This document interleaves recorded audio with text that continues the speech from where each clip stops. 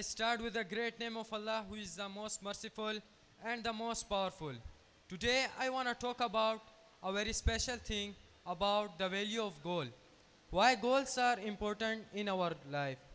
Well, according to me, goals are too essential in our life. Without goals, our life has no purpose. As a same example, in our home, if a cup will break by anything, so we will throw it into the dustbin. Why? Because it has no purpose. It's the same example if we have no goal in our life, so our life has no purpose and our life is useless. And everyone have their different goals.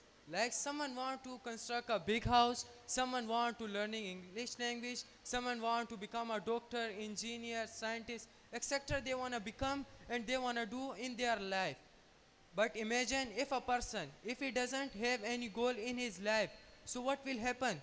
He will always think that, what should I do? If I will do this, so what will happen? And if I will not do this, so what will happen?